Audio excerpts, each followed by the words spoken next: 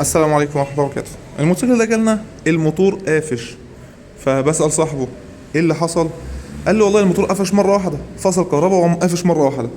قلت له يا عم مفيش أي خربطة، مفيش أي حاجة. قال لي لا لا لا. قلت له طب الزيت، طب قال لي كل حاجة تمام. فقفش مرة واحدة بعد ما فصل كهرباء، قلنا أكيد الفلان. ولكن للأسف بنبص لقينا البستم قافش في السلندر زي ما حضرتك شايف كده. طيب ده سببه ايه؟ انا عايزك تركز كويس جدا جدا جدا. ليه؟ عشان تتفادى الامر ده. تمام؟ ان البستم يسيح ويقفش في السلندر ده سببه زيت.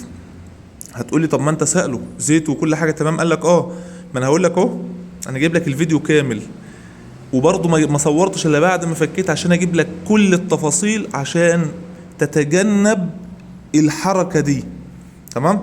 طيب اول حاجه انا عندي حاجه اسمها الزيت. ده مش اي زيت ينفع لاي موتوسيكل مع اي سرعه، عشان شوف البستم ما بين البستم وما بين السلندر مفيش جزء من ملي.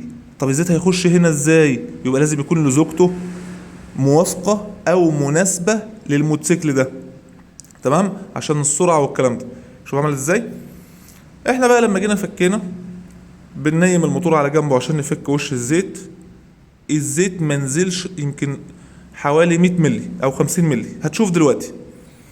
طيب الراجل الطيب ده ماشي من غير زيت زي ما انت شايف، ماشي بسرعة عالية، الموتوسيكل 200، الار بي ام عالي، يبقى في احتكاك وسرعة بيستم مع سلندر، مفيش ملين زي ما انت شايف. شوف الزيت عامل ازاي. ايه اللي هيحصل؟ الحرارة هتزيد والاحتكاك هيزيد، وزي ما انت هيحصل قفش على طول. طب انا عشان اتجنب الموضوع ده اعمل ايه؟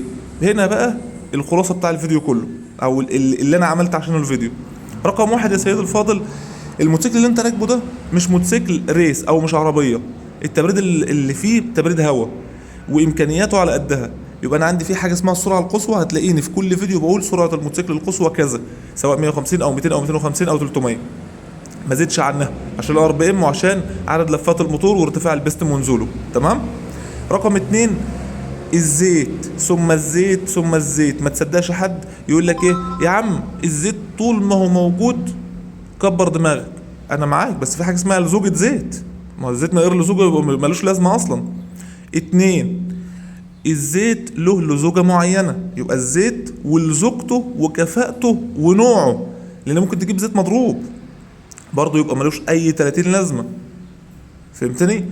طيب جبت زيت كويس، ميعاده كويس، لزوجته كويسه، كل حاجه تمام، في حاجه اسمها ميعاد زيت. تمام؟ الناس اللي بتفضل بتقول لي 6 شهور وسنه على الزيت، ده ما ينفعش. ما هو كتر الحريق والاحتكاك والكلام ده تضيع لزوجة الزيت، برضه بقى ميه. فهمتني؟ كانه مضروب بالظبط، كانه مش موجود. رقم ثلاثة، لازم بقى ايه؟ اختبر الزيت كل شويه. الزيت بينقص، يعني معلش الراجل الطيب ده بيقول لي الزيت بينقص بس المكنه ما بتدخنش. ازاي؟ هي احيانا ممكن تحصل، لكن ممكن تقول المكنه بتدخن وانت مش واخد بالك على الطريق. اللي بياخد باله مين؟ اللي ماشي وراك، مش انت. انت مش هتبقى باصص للشكمان.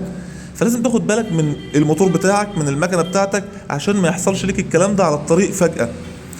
سيبك بقى من المصاريف، انت المشكله كمان فيك انت ممكن يحصل فجاه الموتور يقفش والمكنه تقفش على طريق سريع او الكلام ده، ربنا يسترها مع الناس كلها.